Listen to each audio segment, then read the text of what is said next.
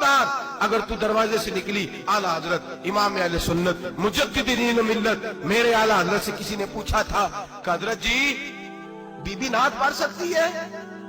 फतावा रज़विया की 14वीं जिल्द, बीबी मिलाद पढ़ सकती है? मिलाद?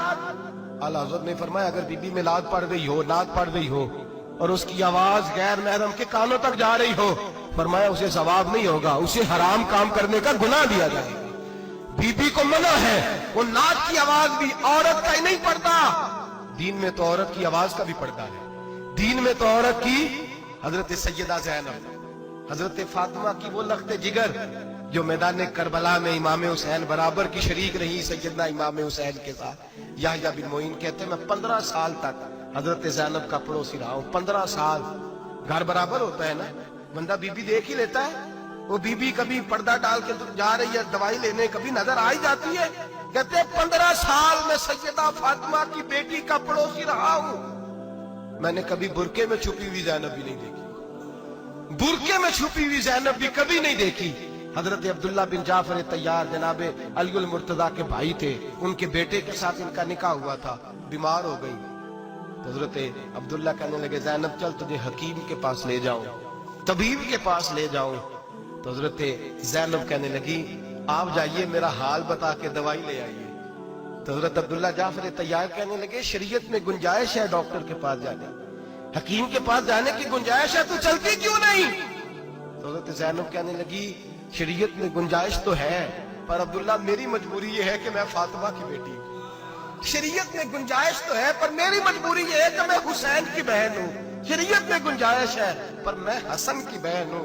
शरीयत में बड़ी गुंजाइश है पर लोग मुझे मोहम्मद अरबी की नवासी कहते हैं। गुंजाइश तो है पर मैं नहीं ना निकल सकती, इसलिए कि जितना कोई अपने आप को दीन के करीब जानता है उतना उसके पैरों में शरीयत की जंजीरें ज्यादा होती हैं। तो जनाब सैयदना अब्दुल्ला कहने लगे अगर तू पर्दा कर गई, अगर तू चली गई, तो फरमाने लगे ये तो अल्लाह की मशीयत है, तू दवाई ला दे ताकि मैं खा लूं, और अगर मैं चली गई तो मैं अपनी माँ से जाके कहूंगी कि अम्मा सारी तकलीफें मैंने छाती पे बर्दाश्त की हैं पर मैंने तेरे पर्दे पर आंच नहीं आने दी। मेरे भाई ये उसवा नूर है, ये उसवा हसना है, ये हमें सिखाया जा रहा है। मेरे हबीब करीम की बीवियों का ये हाल था, बीवियों का अपने घर के आंगन में हजरत आयशा सिद्दीका, हजरत सौदा जनाबे हफ्सा अपने सेल में जब बैठती थी ना तो दीवार की तरफ मुंह करके बैठती थी, दीवार के साथ लग के दीवार की तरफ। बीबियां अपने घर के अंदर भी दीवार की जानब मुंह करके बैठती थी। लोग पूछती, बीबियां पूछती कि अपने घर में भी दीवार को मुंह करने का मतलब?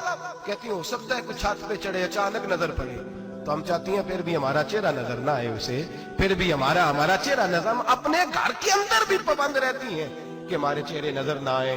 खुदारा बड़े पैसे जिंदगी में लुटाए हैं, 1000 1500 बुरके पे भी खर्च करो, वो घर ले जाओ, वो अम्मा को भी दो, बहन को भी दो, बीवी को भी दो, उसको कोई ये पहन ले।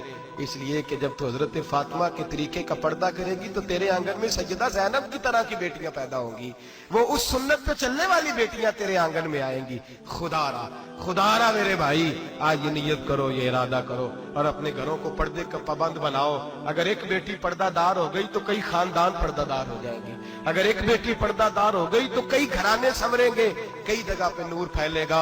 ऐ अर्श के मालिक, ऐ मेरे महबूब के खुदा, तुझे वास्ता है मेरे महबूब की बीवियों का और तुझे सदका हुजूर की शहजादियों का। ऐ अल्लाह इतना करम बरसा, इतनी रहमत बरसा कि मेरे वतन की बेटियां और मेरे वतन की माएं बहनें बच्चियां ये समझ जाए कि हमारी निजात सिर्फ हजरत फातिमा के बुरके में है, हजरत आयशा के पर्दे में है, सैयदा खदीजातुल कुबरा के हिजाब में है। अल्लाह करे ये समझ जाए और ये जब भी सजदा करें तुझसे हयाई मांगे, ये तुझसे जब भी सजदा करें ये तुझसे अपने लिए चादर ततहीर और पर्दा तनवीर ही मांगे।